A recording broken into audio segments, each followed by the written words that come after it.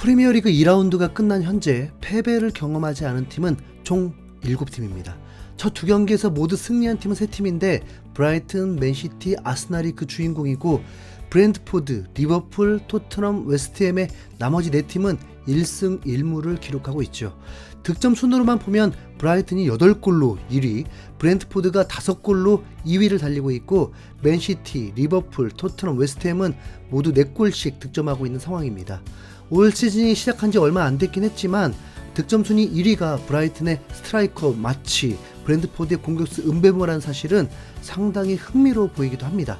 지난 시즌 득점왕인 홀란은 2골, 그전 시즌 득점왕인 살라는 1골, 손흥민은 아직 골맛을 보지 못하고 있거든요. 토트넘은 맨시티나 리버풀과 똑같이 4득점을 기록하고 있지만 참 희한하게도 공격수들의 득점은 아직 터지지 않았습니다. 센터백인 로메로가 1골, 라이트백 에메르송 1골, 그리고 미드필더인 사르가 1골을 넣었고 나머지 1골은 리산드로의 자책골이었죠. 맨시티는 홀란 2골, 알바레스 1골, 로드리 1골, 리버풀은 디아스 2골, 조타 1골, 살라 1골이고 아스날도 사카, 은케티아, 웨데고르가 1골씩 비교적 공격적인 역할을 하는 선수들이 일찍부터 득점을 기록하고 있습니다. 토트넘은 어시스트도 미드필더 몫이었습니다. 이렇게 보니까 토트넘에 뭔가 이상이 생겨서 심각한 상황인 거 아니냐고 할 수 있지만 사실은 완전히 정반대입니다. 오히려 현재 토트넘은 매우 잘하고 있고 아주 이상적인 팀으로 바뀌고 있는 겁니다. 지난 시즌 리그 득점 순위 1, 2, 3위는 차례로 맨시티, 아스날, 리버풀인데요. 이 팀들의 득점 분포를 살펴보면 참 재밌습니다.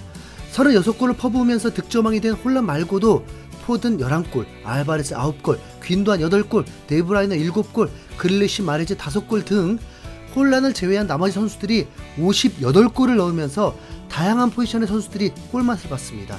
아스날은 맨시티보다도 더 골고루입니다.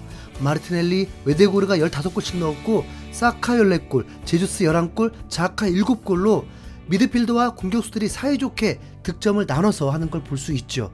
게다가 파티, 화이트, 살리바라는 수비수들도 각각 2골씩 득점하면서 승리에 기여했습니다. 리버풀도 상황은 마찬가지입니다. 살라가 19골로 최다골을 기록하긴 했지만 피르미노 11골, 누네스 9골, 각포 7골로 많은 선수들이 살라를 도와 득점을 했고요.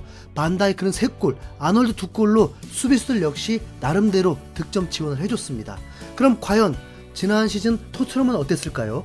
케인 혼자 30골, 그리고 손흥민이 10골, 리그 70득점 중에 43%를 케인이, 14%를 손흥민이 차지했고 그 다음 순위가 5골을 넣은 벤탄쿠르였습니다. 쉽게 말하면 토트넘은 손흥민과 케인에게 공격을 의존하는 팀이었다는 소리죠. 상대하는 팀들 입장에서는 이 둘만 막으면 골대를 위협할 만한 선수가 없었습니다.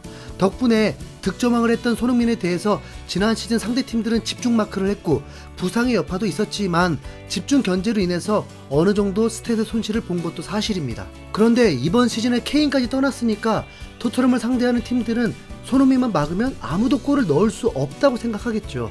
그러나 막상 개막 후 2경기에서 득점한 건 생뚱맞게 로메로, 에메르송, 사르였습니다. 손흥민은 득점을 노리기보다 역할을 바꿔서 동료들에게 기회를 창출해주는 패서가 됐고요. 특히 왼쪽 라인에서 메디슨, 우도지와 벌써부터 환상적인 호흡을 선보이면서 매우 위협적인 장면을 자주 연출했는데요. 손흥민이 골이 아니라 어시스트를 노리면 상대팀들도 어느 순간 견제가 느슨해질 거고 그러면 손흥민은 어느새 중앙으로 침투해서 양발을 모두 활용해서 골을 넣을 수 있습니다. 현재 토트넘이 보여주는 공격 루트의 다각화가 결과적으로 손흥민에게 이득이 되는 겁니다. 이때쯤 생각나는 분이 누구냐면 폴머슨 아저씨입니다. 케인 없으면 토트넘 10위 이하로 떨어질 팀이라고 하면서 토트넘을 최악의 팀인 듯 비난했던 분 말입니다. 아직 2경기라서 매우 이른 판단인 건 맞지만 더 솔직히 6라운드까지의 토트넘 성적으로 판단하는 것은 무리겠지만 토트넘의 미드필더가 강화되면서 메뉴의 중원을 초토화시킨 것만 봐도 충분히 강팀으로 보입니다. 2라운드가 끝나고 각종 매체에서 주간 베스트 11을 뽑았는데 당연히 주관적인 판단이 개입되다 보니까 매치마다 달랐지만 비수마, 사르, 로메로가 뽑혔습니다. 미드필더 2명이 포함되어 있다는 거죠. 그리고 개막전 메디슨은 2개의 도움으로 평점도 굉장히 높아서 사실 뽑혀도 이상할 게 없었습니다. 비수마는 공격 포인트 하나 없이도 이미 메뉴전에서 MOM으로 선정되었고 파페사르는 메뉴의 중원이 사르를 맡기는 역부족이었다는 평가까지 나올 정도입니다. 그리고 카세미루, 마운트, 브루노 모두 혹평을 받았고 에르센은 조커로 투입이 되었지만 실점 위기에 패스미스까지 만들었습니다. 기본적으로 선수들이 기본기를 갖추면서 활동량이 높으면 무조건 강할 수밖에 없습니다.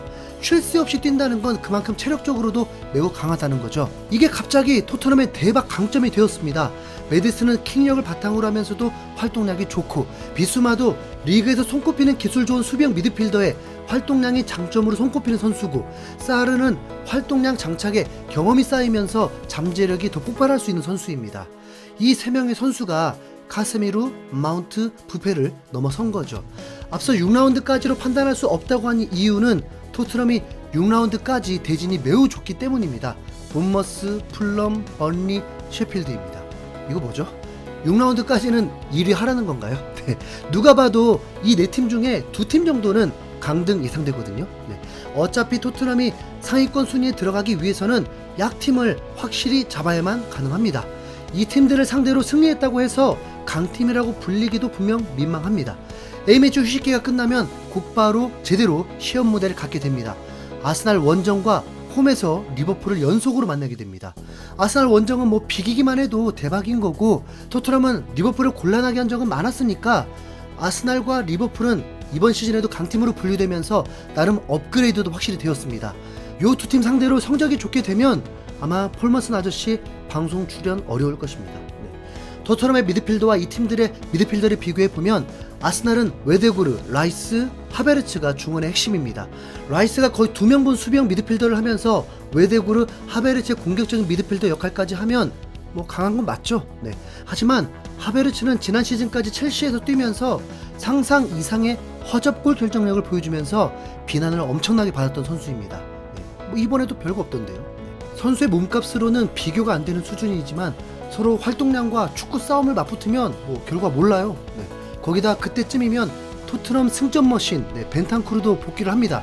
결과적으로 벤탄쿠르가 없으면서 성적이 추락했던 것도 사실이거든요. 네. 지금 토트넘의 미드필더도 매우 좋다 보니까 벤탄쿠르가 엔즈 감독 전술에 맞을지는 지켜봐야겠지만 벤탄쿠르도 큰 키에 활동량 자체도 매우 좋기 때문에 꼭 필요한 선수입니다.